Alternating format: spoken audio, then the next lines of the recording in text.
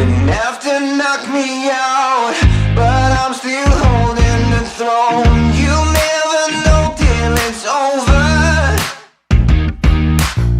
So pretty it hurts. Just beware of the thorns. Hello YouTube, back for another one. If you're new, subscribe if you like prison content. Comment. I always try to answer all the comments. Today,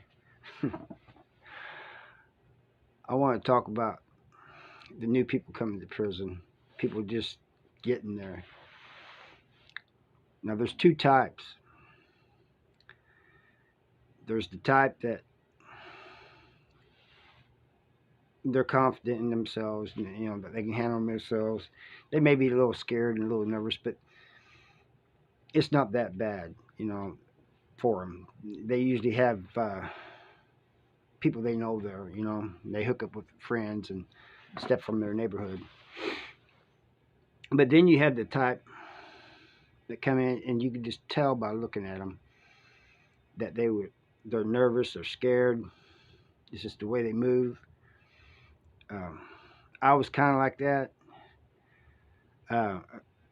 I ain't gonna lie, I was scared when I first got to the walls. But it seems like the ones coming in now like that are even more scared than I was. And if that's to be believed, But they, when they open the doors for the first few times, they're the ones standing beside the cell door. That's a dead giveaway. Just standing there nervous like they don't know what to do. Well, I decided that, let's get this over with. And I went out to the yard. And I think that's what everybody should do when they get there. Just go out, walk around. Or if you're in the wing, just see how things are going, see what people are doing. People in prison, it can be applied out here too, are creatures of habit. And you will see the same groups together, same people doing the same things. Like if you see a guy working out one day, chances are he's going to be working out the next day too. You see a guy playing spades, gambling, whatever, it's pretty much what he's going to be doing. If you like playing spades or cards, try to get in a game. I wouldn't just walk up and say, hey, can I get in a game? Just kind of feel things out for a little bit.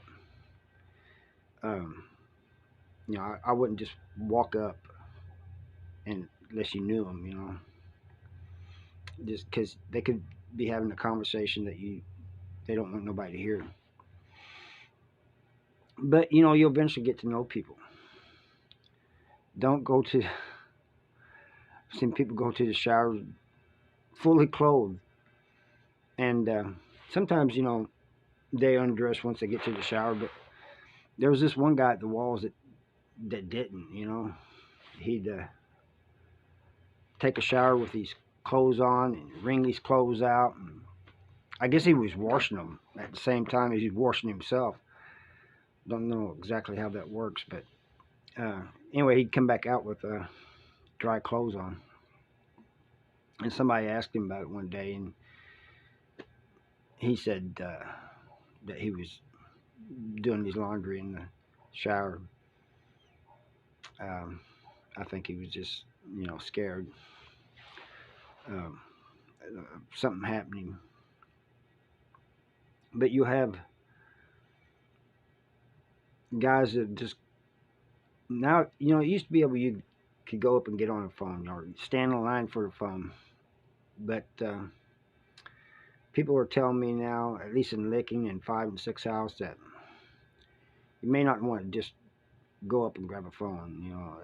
There's people getting stabbed and fights over it and stuff, which is just crazy to me. It's not that serious.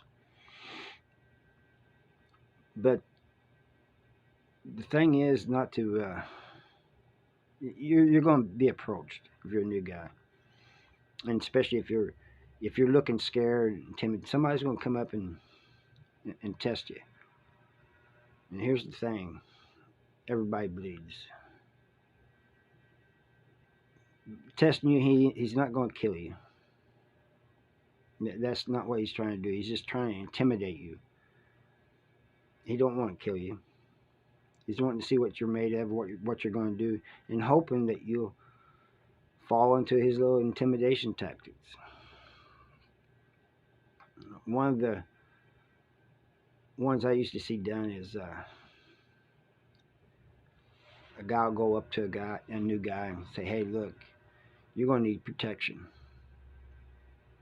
And the guy may say, "No, I don't need protection, or I can't afford protection," or something along those lines. This guy will turn around and get his buddies to go up to intimidate the guy. So his buddies will go up there, and then he'll come up there like he's saving the day. He'll run them off. Hey man, leave this dude alone. The guys will walk away. Maybe after a brief argument, fake argument, the guys will walk away, and he'll tell the guys, "See, it wasn't for me. These guys were going to be on you," and intimidate the guy. Don't go for that. I hope nobody goes to prison, but if somebody does go to prison, please listen to, and you're watching this, please listen, because it's all just an intimidation thing. And I have to tell you, not to get involved with the gambling.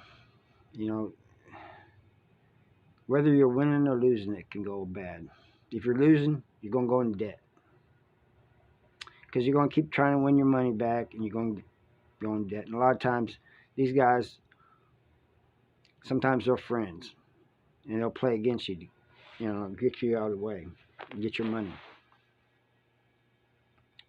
But if you're winning, chances are somebody's feelings are going to get hurt, and there's a chance that one of them will get mad. Things didn't go their way. It didn't work out. You're taking their money. It could end all bad. But, get into, just try, you come out and take a shower, just come out and take a shower. Ain't nobody tripping on you, just act confident. That's the thing, is because if you're looking timid, they're probably already going to know you're new. But you don't want to try to act like you're new, and you don't want to try to act like you're scared, even though you are. Just stand up for yourself. If you have to, fight them, do your 10 days in the hole, get out. Everybody will respect you for fighting. You may get in other fights later on in your bid, but it's not going to be because they're trying to pressure you or punk you out or anything. It's just going to be, these things happen. If you don't get in a fight in prison, that's very rare. And I don't think I know of anybody not going to the hole for fighting or something, or assault, or one thing or another. I mean, I guess it's possible. But if you don't fight, you're going to be a victim. You're going to be preyed upon. This opens a whole new avenue of others coming in, trying to press you, trying to get something from you. I told a story about one of my friends in one of my other videos. I'll tell it again. I've always said, and I was always taught when I first got to prison, don't pull a piece, a shank, unless you're going to use it.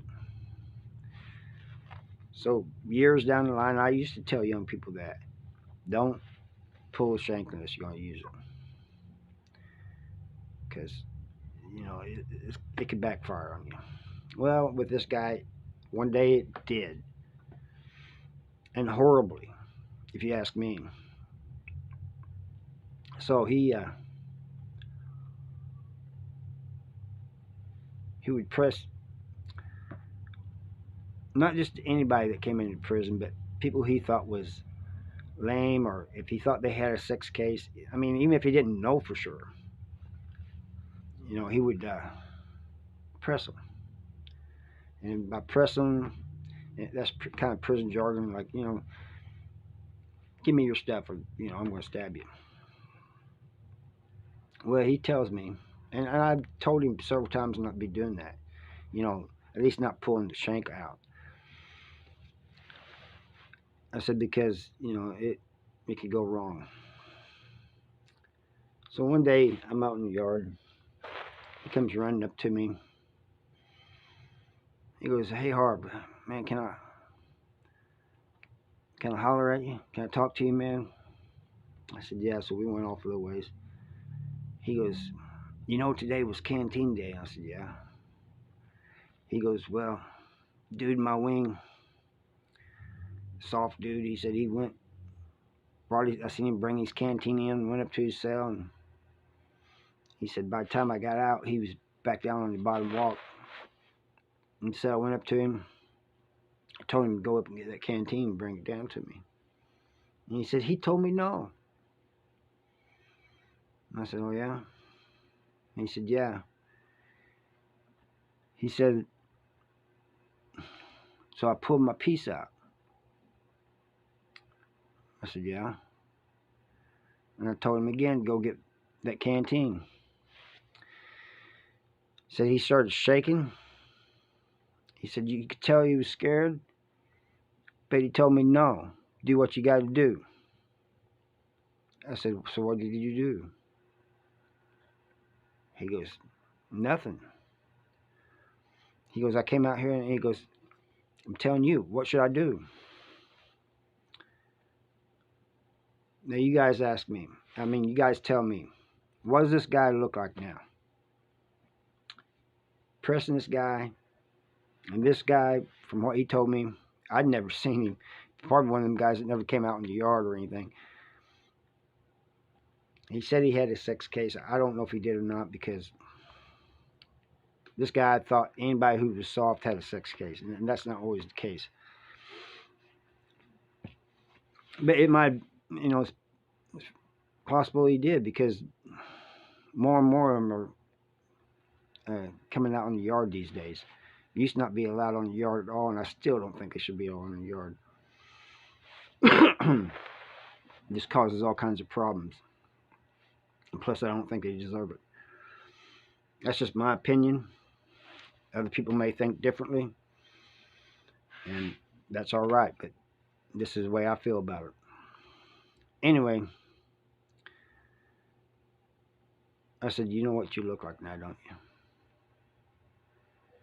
He goes, but what am I going to do about it? I said, if you don't do something, anything, if you don't do something, then everybody in this camp before long is going to know about it. He goes, well, you ain't going to tell anybody, are you? I said, I'm not going to say nothing. I said, but that guy is going to tell his friends that he stood up to you, that you didn't do nothing.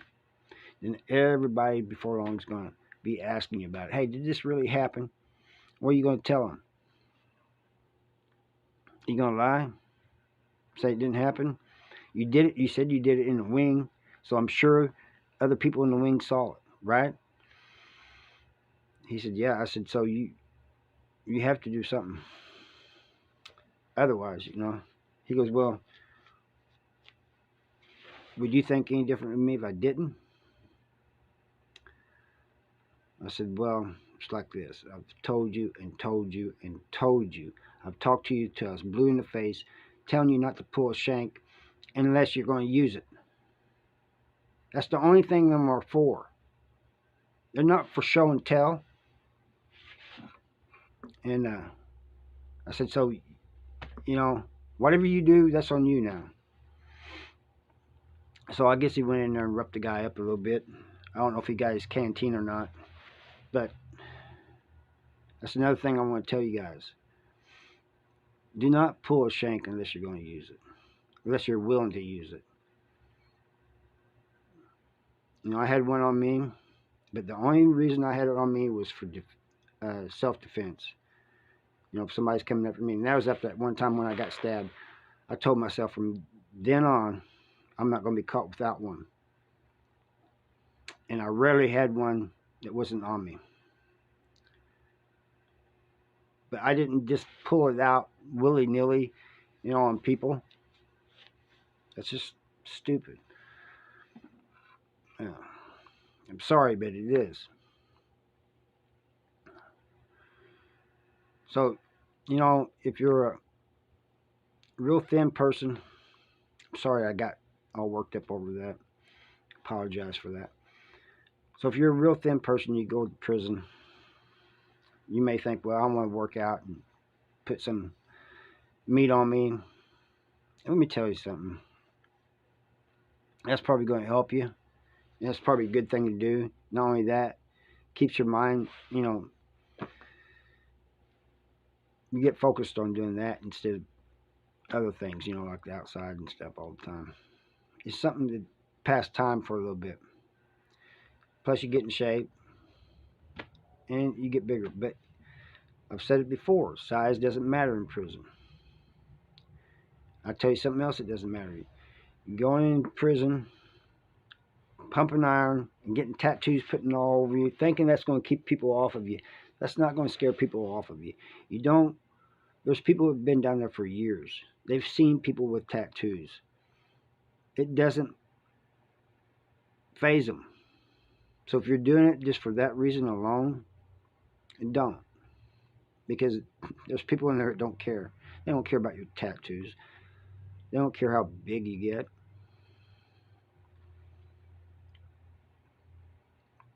Just, work out to get bigger. That can be of help to you. You don't want to be real frail. But it not necessarily means that it's a lifesaver. Get tattoos only if you want to. Not because you think it's going to keep people off of you. Somebody wants to get at you, they don't care what you look like, really.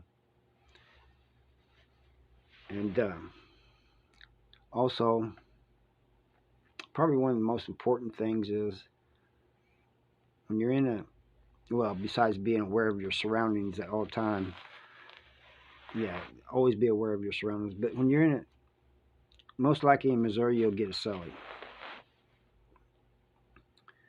Be respectful of his property. Don't touch his stuff unless he gives you permission. Do not pass gas while he's eating or whatever. Try not to use the bathroom until the yard opens, or they open the wing to let you out. There's times when that's not going to be possible, and you just got to go, and you let him know, and he'll do the same with you. But just don't, oh, I got to go. If you can hold it, try to hold it until they open the doors. All right, that's what I got for you today. I got a little bit worked up over my buddy Monkey Paws. That was his name because of the way his hands were shaped. I'm sorry about that, and but just some things are just, you can't tell some people some things, they won't listen. All right, thank you for watching, and I hope to see you next time. Bye.